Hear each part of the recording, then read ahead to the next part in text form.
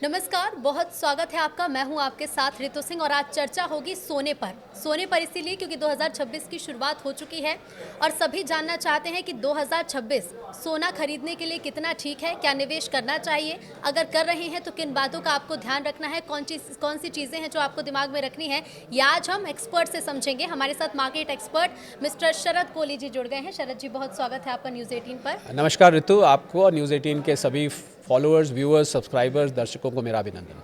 बिल्कुल, तो शरद जी, सबसे पहला सवाल तो यही बनता है कि 2026 क्योंकि शुरू हो चुका है, गोल्ड में निवेश के लिए 2026 कितना सेफ रह सकता है? देखिए, उतार चढ़ाव तो बहुत देखने को मिलेंगे और जो लोग गोल्ड सिल्वर में इंटरेस्ट रखते हैं, अगर गोल्ड की बात हो रही है, पहले गोल्ड की करता हूँ, तो उतार चढ़ाव आपको मिलेंगे। क्योंकि क्या होता है कि गोल्ड को समझने के लिए हमें ये देखना होगा कि गोल्ड में कौन लोग निवेश करते हैं।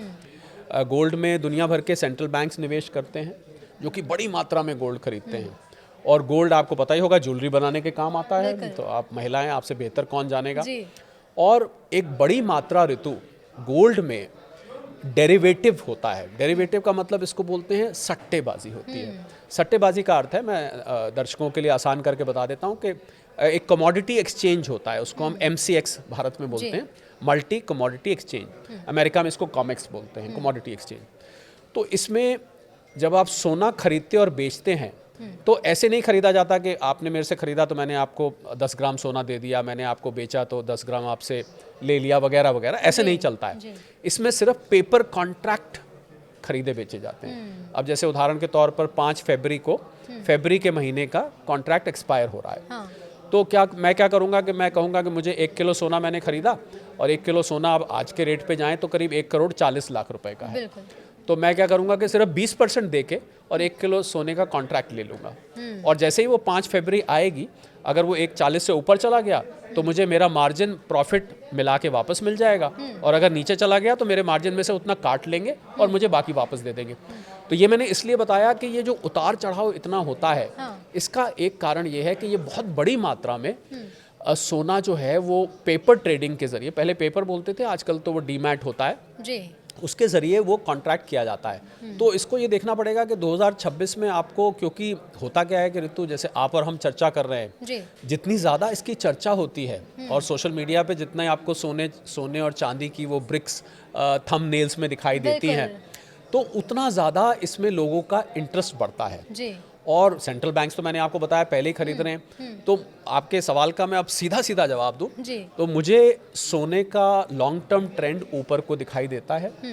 हो सकता है 2026 में बीच में कुछ दिन के लिए ठहर जाए, कुछ दिन के लिए थोड़ी करेक्शन आए, ये भी हो सकता है, पर लॉन्ग टर्म ट्रेंड ऊपर दिखता है। और इसका एक बहुत बड़ा कारण ऋतु मैं और बता दूं कि जो जियोपॉलिटिकल टेंशन्स हैं, ये जो दुनिया भर में आपने विश्व युद्ध की बातें बार बार सुनाई दे रही हैं, अलग अलग देशों में युद्ध जैसे युद्ध जैसे हालात बन रहे हैं। अभी ट्रम्प साहब ने वेनेजुएला के लीडर को उठा लाया वहाँ से, और ईरान में चल ही रहा है। बिल्कुल, रूस यूक्रेन तो और घमासान हो चुका है। इनफैक्ट मैं क्योंकि जो लोग, और तो एक मज़ेदार बात मैं पहले बताऊं, जो लोग सोने और चांदी में इंटरेस्ट रखते हैं, उनको अंतर्राष्ट्रीय खबरों पर बहुत पैनी नज़र बना के रखनी चाहिए। और मैं ये भी जोड़ दूं आपके चैनल पे कि भारत की जो इकोनॉमी के पैरामीटर्स होते हैं, पैमाने होते हैं, वो सोने और चांदी को ना के बराबर प्रभावित करते हैं। इस बात, ये बहुत इंपॉर्टेंट बात है। यानी कि भारत ने कोई आर्थिक नीति बनाई, बजट आया, अक्षय तृतीया आया, धनतेरस आया, शादी का सीजन आ गया, इससे सोने चांदी की कीमत में बहुत ही मामूली फर्क पड़ता है। हाँ, रुपया कमजोर हो तो थोड़ा यहाँ पर महंगा होता है। तो आप इन अंतर्राष्ट्रीय खबरों पर नज़र बना के रखिए। अगर वाकई में, मैं सबको आज ये हिदायत देना चाहूँगा, अगर आप सोने के शौकीन हैं और सोने में निवेश के शौकीन हैं, तो आपको अंतर्राष्ट्रीय खबरें आज से ही ट्रैक करनी शुरू कर देनी चाहिए। मैंने इसलिए जिक्र किया कि शायद कम लोग जानते हैं इस बात को कि रशिया के पास एक मिसाइल है, उसका नाम है ऑर्शनिक। और रशिया का एक पड़ोसी देश है, उसका नाम है बेलारूस, उसका बहुत घनिष्ठ मित्र है। उसने अपनी ऑर्शनिक मिसाइल को बेलारूस में, क्योंकि बेलारूस यूरोप के और नज़दीक है, वहाँ पर तैनात कर दिया है। और यूरोप के जो बड़े देश हैं, जिसमें फ्रांस में पेरिस उसका कैपिटल है, यूके का कैपिटल लंदन है, जर्मनी का कैपिटल बर्लिन है, पोलैंड का कैपिटल वॉर्सो है, मैं 4 नाम ले रहा हूँ, और भी देश हैं, उसने इसको निशाना साध दिया है उन देशों की तरफ और ये मिसाइल न्यूक्लियर हेड कैरी करती है। आप समझ सकते हैं कि कितनी खतरनाक परिस्थिति है। हम लोग ना यहाँ पर क्या है ऋतु, हम लोग अपने देश की खबरों में इतने खो जाते हैं। मामलों में ध्यान ही नहीं दे लालू प्रसाद जी क्या कर रहे हैं, तेजस्वी क्या कर रहे हैं, अखिलेश जी क्या कर रहे हैं, हमारे नीतीश बाबू क्या कर रहे हैं, हमारे छत्तीसगढ़ में क्या हो रहा है, एमपी में क्या हो रहा है, राजस्थान में, कि हम अंतर्राष्ट्रीय खबरों को भूल ही जाते हैं, जबकि दुनिया तो बहुत बड़ी है। तो मुझे लग रहा है सोने चांदी के निवेशकों को और ट्रेडर्स को अगर वो अंतर्राष्ट्रीय खबरें नहीं खंगाल रहे तो वो हमेशा ही असमंजस में बने रहेंगे, उनको कुछ नहीं पता लग पाएगा कि क्या खबरों को देखकर वो कैसे समझे। जैसे आप तो मार्केट एक्सपर्ट है तो बता देंगे कि चलिए 2026 कितना सेफ है या फिर सोने में निवेश कितना सेफ है। लोगों ने देखना शुरू भी किया है तो वो उससे कैसे आकलन कैसे करें कि निवेश ठीक है या नहीं? बहुत आसान है ऋतु, बहुत आसान है। जब जब आपको लगे कि ये जियोपॉलिटिकल टेंशन बढ़ रही है, जब आपको लगे एक मिसाइल चली, एक रॉकेट चला, ईरान के लीडर ने ये स्टेटमेंट दिया, पुतिन साहब ने कहा मैं छोड़ूंगा नहीं, ट्रम्प साहब ने कहा कि अब तो मैं लेकर रहूंगा ग्रीनलैंड को, तो जब जब आपको इस प्रकार की स्टेटमेंट सुनाई दें, समझ लीजिए सोना खुश हो रहा है। खुश हो रहे का मतलब है कि समझ लीजिए कि सोना ऊपर जा रहा है। तो कुल मिला के अगर दूसरी भाषा में कहे तो जब जब जियोपॉलिटिकल टेंशन बढ़ेगी, सोना और चांदी आपको ऊपर जाते हुए दिखाई देंगे। तो एक तो दर्शक इस बात का ट्रैक रख सकते हैं, एक और वो ट्रैक रख सकते हैं, डॉलर को भारतीय रुपए के खिलाफ नहीं, पर बाकी 4 करेंसीज का मैं नाम ले रहा हूँ, Swiss franc, euro, Japanese yen और ब्रिटिश पाउंड। इन 4 करेंसीज के खिलाफ अगर आपको डॉलर कमजोर होता दिखाई दे, समझ लीजिए सोना रॉकेट होने के लिए तैयार है। तो ये दर्शकों को नोट कर लेना चाहिए कि भारतीय करेंसी के अलावा जो 4 आपने नाम बताया, अगर इनके खिलाफ डॉलर जा रहा है तो कमजोर हो रहा है। और पिछले 1 साल में ऋतु मैं बताऊंगा, पिछले 1 साल में 50 साल में सबसे ज्यादा गिरावट इन 4 करेंसीज के खिलाफ आई है। रुपए के मुकाबले तो 90 से ऊपर चल रहा है। मुझे लगता है कि कोई दर्शक ध्यान भी नहीं देते होंगे कि दुनिया में क्या चल रहा है और हम सोने में अगर निवेश करें तो हमें किन चीजों पर ध्यान देना है। बहुत काम की चीज यही बताना। और एक खबर और पर नजर रखें, अगर कहीं से रख सका, मुझे लगता है न्यूज़ 18 से बढ़िया कोई प्लेटफॉर्म नहीं है जो आपको ये बताएगा। आप ये ध्यान रखिए कि सेंट्रल बैंक्स दुनिया के, सेंट्रल बैंक कहते हैं जैसे भारत में रिजर्व बैंक है, अमेरिका में फेडरल रिजर्व है, इंग्लैंड में बैंक ऑफ इंग्लैंड है, अगर ये सेंट्रल बैंक्स कभी भी अपने सोने के भंडार बेचने शुरू करते हैं तो आपको एक निवेशक के तौर पे उसमें से पतली गली में से बाहर निकल जाना चाहिए। आपको बेच के एक तरफ हो जाना चाहिए, क्योंकि ये बहुत बड़ी मात्रा में बेचेंगे और एकदम प्राइस करेक्शन आ सकता है। तो मैंने देखिए आपको 3-4 ऐसे पैमाने बता दिए हैं। अगर आप न्यूज़ खंगाल के या न्यूज़ 18 के जरिए अगर आप ये निकाल लें तो आप हमारा सिर्फ ये पॉडकास्ट देख लीजिए, आप समझ जाएंगे कि गोल्ड में निवेश कितना सेफ है। अच्छा, भारतीय बाजार की अगर हम बात करें, क्योंकि खरमास खत्म होने वाला है, शादी का सीजन शुरू होगा। हालांकि जिनकी शादी होने वाली उन्होंने तो गोल्ड खरीद लिया होगा, लेकिन उसके बाद हम देखते हैं कि शादी का सीजन शुरू हो जाता है तो गहने खरीदने वाले लोगों की संख्या बढ़ जाती है। सब अपनी बच्ची को गहने देना चाहते हैं, गोल्ड में निवेश भी करते हैं। और आजकल तो लोग, महिलाएं खासतौर पर जो हमें देख रही होंगी, वो तो ये समझ रही होंगी कि महिलाओं के लिए निवेश मतलब है गहने खरीद लो कि उनको पहन भी लो और उसके बाद जब रेट बढ़ेंगे तो उसके भी बढ़ जाएंगे। इसका बाजार पर कितना असर पड़ता है? जब शादी का सीजन आ जाता है तो बाजार में तेजी आएगी क्योंकि रेट भी बढ़ रहे हैं, या फिर रेट बढ़ रहे हैं तो इस बार बाजार थोड़ा सा कमजोर नजर आएगा भारतीय बाजार? कुछ 100 रुपए का फर्क पड़ता है भारत में शादी के सीजन से। और शादी वालों को तो मैं सलाह दूंगा, अब तो बड़े बड़े ज्वेलरी ब्रांड जो हैं उन्होंने ऋतु लो कैरेटेज ज्वेलरी निकाल दी है। आप 22 कैरेट का मत लीजिए, आप 18 का ले लीजिए, 9 का ले लीजिए, आप 14 कैरेट का ले लीजिए, आप उससे ले सकते हैं। ज्वेलरी में निवेश नहीं करना चाहिए, क्योंकि ज्वेलरी को आप निवेश करेंगे तो आपका मेकिंग चार्जेस कट जाएगा और आपकी उसमें इम्प्योरिटी, जिसको गांव की भाषा में खोट कहते हैं, वो खोट निकाल दी जाती है, तो उससे आपका रिटर्न उसमें कम हो जाता है। तो अगर आपको गोल्ड लेना है निवेश के लिए तो आप बिस्किट्स ले सकते हैं, कॉइन्स ले सकते हैं। और सबसे अच्छा तरीका तो ऋतु ETF है। तो जहाँ तक आपने शादी की बात करी, मुझे लग रहा है आप शादी जो लोग कर रहे हैं उनको समझ में आ गया है कि भैया अगर किसी ने अपनी बेटी को मान लीजिए 5 तोले देना था, 50 ग्राम देना था, अब वो बेचारे 10 ग्राम ही मुश्किल से खरीद पा रहे हैं या 20 ग्राम खरीद पा रहे हैं। तो कोई बात नहीं, मुझे लग रहा है, देखिए तो आप ये बात मानेंगे, आप महिलाएं, आप इस बात से कुछ समझ सकती हैं। आप जब शादी में पहन के जाते हैं और रील बनानी होती है, फोटो खिंचवानी होती है, थोड़ी ना कोई पूछता है ये मैडम जरा बताइए कितने कैरेट का आपने पहना हुआ है, ऐसे कौन पूछता है। आपने उस टाइम सजा और आपने उसको फोटो वोटो खिंचवाई, रील खिंचवाई, तो आप गहने को लो कैरेटेज का हालांकि रखिए। देखिए गहने का मुझे भी बड़ा शौक है, लेकिन अब मुझे लग रहा है इस पॉडकास्ट के बाद कि गहने से अच्छा है कि गोल्ड बार मैं खरीदूं। अच्छा, बिल्कुल। डिजिटल गोल्ड, फिजिकल गोल्ड कितना अलग होता है? मतलब इसमें कैसे लोग डिफरेंस समझे कि निवेश कहाँ पर करना ठीक है? मुझे लग रहा है सबसे अच्छा निवेश का जो इस समय सोने में एरिया है वो ETF है, हाँ, एक्सचेंज ट्रेडेड फंड। हाँ। ये एक म्यूचुअल फंड की तरह होता है, ठीक है। और इसमें एसेट मैनेजमेंट कंपनी आपके लिए सब लोगों का कंट्रीब्यूशन लेके आपके लिए गोल्ड खरीदती है। और सबसे अच्छी बात इसमें यह है कि जितना आप निवेश कर रहे हैं ऋतु इसमें, उतने का भंडार इनको अपने वेयर हाउस में रखना पड़ता है। यानी कि हवा आपने हवाई जो नहीं है, खरीदा है वो कहीं है। कहीं है, हवा हाँ। हवाई नहीं है। और इसमें आप छोटी मात्रा में भी ले सकते हैं। और अच्छी बात यह है कि ये शेयर मार्केट में ट्रेड होता है, तो आप कभी भी इसमें से निकल सकते हैं। और अब तो T+0 है। T+0 का मतलब होता है, T+1 का मतलब होता है कि आपने आज बेचा, हाँ। कल पैसे आपके बैंक अकाउंट में आ जाएंगे। तो बहुत ही अच्छा ये तरीका है, सेफ भी है। हाँ। और जो लोग लॉकर वगैरह में रखते हैं उनको, मैं पहले भी न्यूज़ 18 पे मैंने ये बात बोली है कि जी। लॉकर में जो इंश्योरेंस होता है जी। वो आपके लॉकर के रेंट से मात्र 100 गुना होता है। तो अगर आपका 2,000 रुपए का रेंट है तो 2 लाख रुपए का इंश्योरेंस है। उससे ज़्यादा का अगर भगवान न करे कभी नुकसान हो जाता है बिल्कुल। तो आपको वो पैसा नहीं मिलेगा। तो ETF और डिजिटल गोल्ड की आपने बात करी, डिजिटल गोल्ड मान्य नहीं है। अगर कोई प्लेटफॉर्म कर रहा है तो अपने रिस्क पे कर रहा है। सेबी ने इस पर वार्निंग दी है कि हमारा कोई कंट्रोल नहीं है, कल को किसी के पैसे डूब गए, हमारा दरवाज़ा मत खटखटाना कि भैया मैंने तो डिजिटल गोल्ड में किया था। हाँ। ETF is the safest way. अगर आपके पास रखने की इंतज़ाम है, सेफ जगह है, तो आप कॉइन्स या बार्स भी ले सकते हैं। अच्छा, जो निवेश करते हैं, जो नए लोग हैं, पहले से कुछ लोगों को शायद ये आइडिया होगा भी, लेकिन निवेश कितने सालों तक के लिए करना चाहिए? क्योंकि मैं अगर 2020 की बात करूं, सोने के जो दाम थे 40,000 के आसपास थे प्रति जी, 10 ग्राम। जी।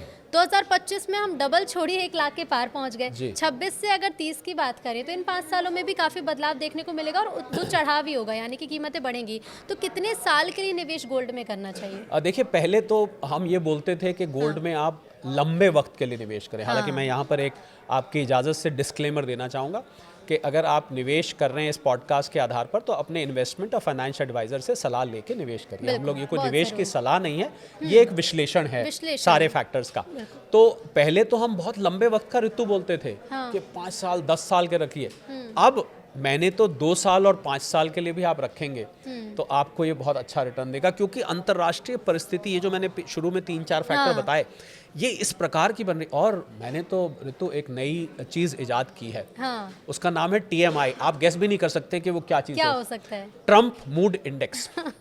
ये आप अगर ECG का ग्राफ भी प्लॉट करेंगे ना, तो आप ECG का ग्राफ देखिए, ऐसे ऐसे ऐसे ऐसे ऐसे होता है। हाँ। पर ट्रम्प मूड इंडेक्स इससे भी ज़्यादा वॉलेटाइल होती है।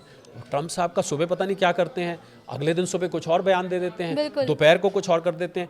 तो ट्रम्प साहब जिस तरीके से निर्णय ले रहे हैं, मुझे लग रहा है गोल्ड और सिल्वर के लिए, तो देखिए तो मैं ये बात कहना चाहूँगा, जिन लोगों ने गोल्ड और सिल्वर में पैसा कमाया है पिछले 1 साल में, बहुत कमाया है। बहुत कमाया है, हाँ। उन लोगों को ट्रम्प साहब को एक धन्यवाद तो बनता है।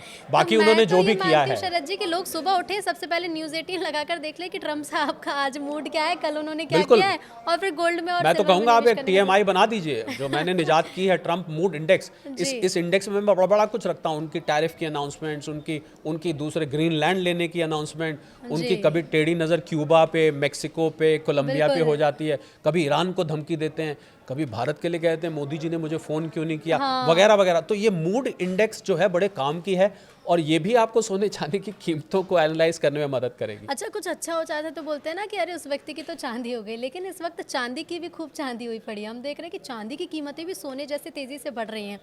तो क्या चांदी का इतनी ज़्यादा कीमत बढ़ने के पीछे का कारण क्या है? मतलब अभी तक तो चांदी लोग यही देखते हैं कि चलो गहने बनवा लिए, इससे ज़्यादा चांदी के सिक्के खरीद लिए, चांदी निवेश के लिए खरीद ली कि भविष्य में कुछ बनवाएंगे तो ले लेंगे, लेकिन चांदी की असली खपत होती कहाँ है? इतनी महंगी जो चांदी हो रही है उसके पीछे का क्या कारण है? देखिए, पहले तो सोने और चांदी को मैंने कुछ प्लेटफॉर्म पे भाई बहन बोला, कि भाई चलता है आगे, पीछे पीछे बहन भी चलती हैं, और वो सोने को पुलिंग बोलते हैं, वो स्त्रीलिंग है, बोलते हैं सोना गया चांदी गई। तो मैं तो भाई बहन मानता था, पहले एक साथ चलते थे, कभी वो आगे कभी ये आगे। अब कुछ दिन से इनकी राह थोड़ी अलग हो चली है। तो चांदी में एक बड़ी बात ये हुई है कि चांदी जिन चीज़ों में इस्तेमाल होती है, उन प्रोडक्ट्स की डिमांड एकदम से बढ़ रही है। 3 चीज़ों का मैं नाम लेना चाहूँगा। सोलर सेल्स, हालांकि और भी चीज़ों में होती है, एक इलेक्ट्रिक व्हीकल्स, और उससे भी ज़्यादा ऋतु जिसमें सबसे ज़्यादा डिमांड आ रही है AI डेटा इक्विपमेंट, ये जो चिप्स वगैरह बनते हैं ना, जो आर्टिफिशियल इंटेलिजेंस में अमेरिका की सबसे बड़ी कंपनी निवीडिया वो बनाती है, उसमें चांदी का इस्तेमाल होने लगा है। तो जब से AI डेटा इक्विपमेंट और इलेक्ट्रिक व्हीकल्स का प्रचलन बढ़ गया है, तब से चांदी की डिमांड बढ़ गई। और चांदी के बारे में आपको एक मैं जानकारी दे दूं कि जितनी चांदी खनन की जाती है, माइन करी जाती है, उस चांदी में से आधी चांदी लगभग खत्म हो जाती है। तो ये कहाँ जाती है और ये नहीं, वो चांदी तो इतनी? हाँ। अब आप लगाए, आपने अगर सोलर सेल में लगा दी, हाँ। तो सोलर सेल बना के आपने छत पे लगा दिया, तो सालों तक लगा हुआ है। हाँ, यानी और कि अगर किसी जितना उसका उत्पादन हो रहा है उससे आधी खपत होती वो खत्म हो जाती है। अब आपने चिप में लगाई तो चिप तो लग गया किसी, मान लीजिए लैपटॉप में या किसी चीज में, या AI डेटा, तो वो तो अब कितने साल के लिए लग गया, वो चांदी समाप्त हो जाती है। तो बची हुई जो 50% चांदी है, उसी में निवेश होता है। और चांदी के बारे में मैं ऋतु एक बात और, जो मैंने शुरू में स्पेकुलेटिव और डेरिवेटिव की बात की थी, 1 किलो चांदी के पीछे, ध्यान दीजिएगा इस बात पे, बहुत बड़ी बात है ये, 1 किलो चांदी के पीछे 356 गुना उसमें सट्टेबाजी होती है।